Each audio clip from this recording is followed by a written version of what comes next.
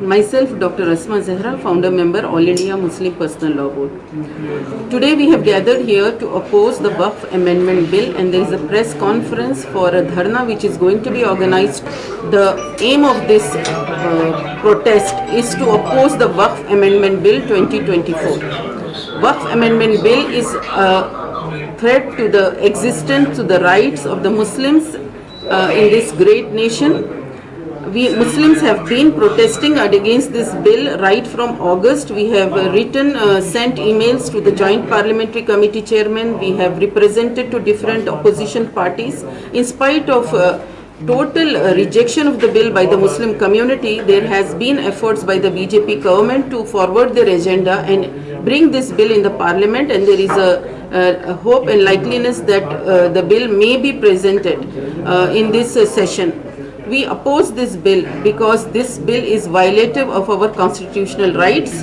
It is a means to encroach upon the remaining Waqf properties of Muslims, the masjid, the dargah, the khabristan, the eidgahs, and all the religious structures which are donated by the legal halal earnings of the Muslim community, which has been protected and preserved over hundreds of years. Now they will be encroached upon, the Waqf boards will be diluted, and the powers will be transferred total to the collector only. When the parties are the government, how can the collectors be the responsible persons or the authority to decide which is a Waqf property and which is not? So the total removal of the Waqf Act 1995 itself is a violation of the rights of the minorities. At the same time, the amendments in the bill are not required or needed. Actually, what we all want to say totally in one voice, all the Muslims of this country, we reject this bill totally. There is no need for this bill, and the government should take back the bill. That is our one single point appeal to the government, to the political parties, and to the common masses, not only just Muslims, even the non-Muslims, our Hindu brothers and sisters also, that they must understand this bill is violating our basic constitutional and fundamental rights as citizens of this country. Thank you. Did Muslim Personal Law Board make representation with Chandrababu Naidu and Nitish Kumar? The All India Muslim Personal Law Board had sought appointment, and we from the Muslim Women Association also had sought an appointment. On September 30th, we had met Chandrababu Naidu, and I was also one of the persons who had presented our grievance and our objection to this bill. He heard our plea and appeal, and he assured us at that time that he will look into the matter. After representation, I mean, there were parties almost from 20 different organizations. There was a joint party delegation which has met him at Amravati, Vijayawada, Andhra Pradesh. Later on, he after giving an assurance, now because he is a part of the NDA ally, he has accepted certain amendments, and out of the 6 amendments, 3 has been accepted. That is what is being told, that is what we are told through the media. But our stand is we don't want this bill totally. We don't want any kind of amendments. The character of the Waqf will be changed by naming the Waqf as efficiency, empowerment, development. There are no needs for those words. The word Waqf has its own character across the world in different Muslim countries. In the last 1400 years, Waqf has its own character, its own recognition, and it is an identity of a Muslim. It's a total personal, private, halal earning property of the Muslim community, which is being encroached upon through a legal way by this Waqf bill. That's why we are all objecting to it. What did Nitish Kumar say? We have no, I was not part of the delegation, so I don't know anything. But at least you must know what your organization is doing in this regard. Because unless and until you make representation, you can't hold protest and all that, right? See, the representations has not only been done by the All India Muslim Personal Law, it has been done by different organizations from Patna, Bihar also. There were representation to the Joint Parliamentary Committee also. So when it comes to the matter of representation, all parties and all organizations, individually, collectively, everyone has done. So the stand of the Muslim community and All India Muslim Personal Law Board is one only. We don't want this bill. That is it. The advocates of this amendment bill, they say that wherever vacant land is there, Waqf board claims that and it becomes their property. What do you say on that? See, that is a false claim by these advocates. It's a propaganda. It has been built up to just create a negativity about the Waqf boards and the Waqf lands. Everywhere there is a proper system in place, and just any Waqf board telling that this is the Waqf property, it cannot become a Waqf property. But there is a Waqf Act 1995, there is a procedure how a land will be verified.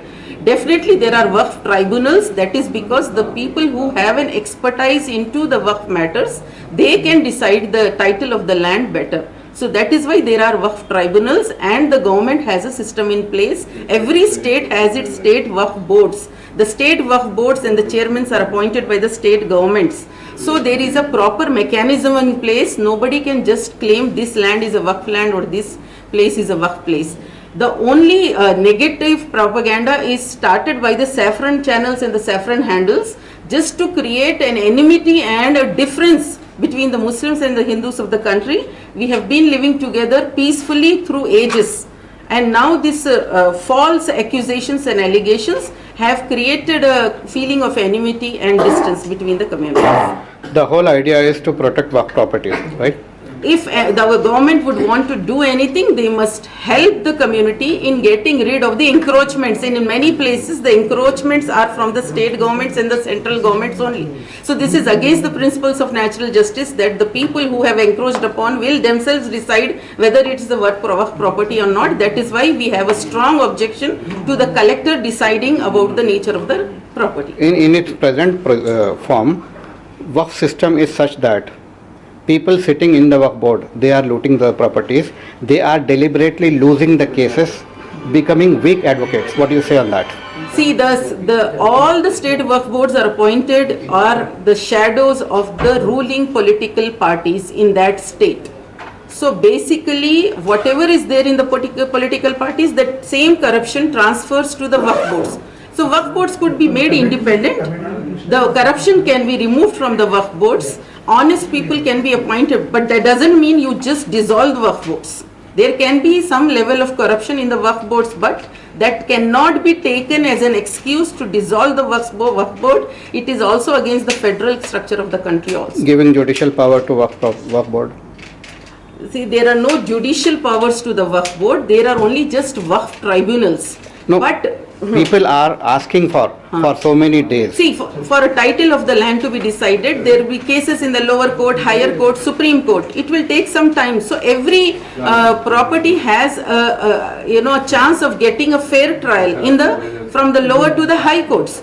But with this power being transferred to the collector, justice will be denied. It will be a matter of like the one who is mighty and powerful will take authority over the land. No, what I am asking is, in the present position, Waqf board is weak. Because of that, many people who want to protect Waqf properties, they say Waqf board should be given judicial powers. So and the governments are not giving. The 1995 Waqf Act, which was later modified in 2013, that is protecting the Waqf properties. The problem is not with the law, the problem needs a proper implementation. At the level of implementation, if honest people are appointed, definitely the properties can be protected, preserved.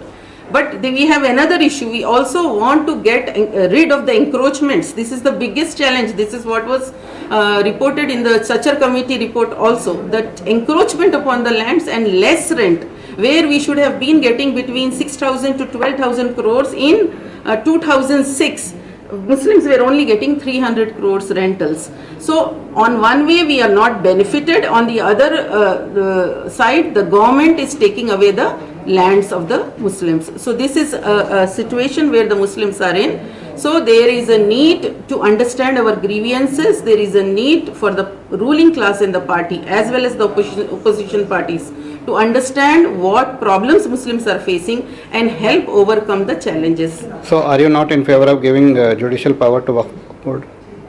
See, the existing powers that are there, we just want them to be restored, not just giving them judicial powers, because everything will just come under the law of the land finally. Thank you so much. Madina Schools, best academic faculty, बेहतरीन discipline, जहां तालीम भी और तरबियत भी, 43 साल से लगातार 100% फर्स्ट क्लास और डिस्टिंक्शन रिजल्ट्स का बेमिसाल रिकॉर्ड। खेल कूद में भी गैर मामूली कारनामा। वक्त की रफ्तार और तकाज़ों से हमाहंग साइंस, कंप्यूटर और रोबोटिक्स लैब्स, और वो भी अफोर्डेबल फ़ी स्ट्रक्चर में। एडमिशन्स के लिए कांटेक्ट कीजिए 9100441445 या 6304148143 पर। Himayat Nagar for boys and girls, Nampally for girls and boys up to 5th standard. Madina schools, Himayat Nagar और नामपल्ली, हैदराबाद।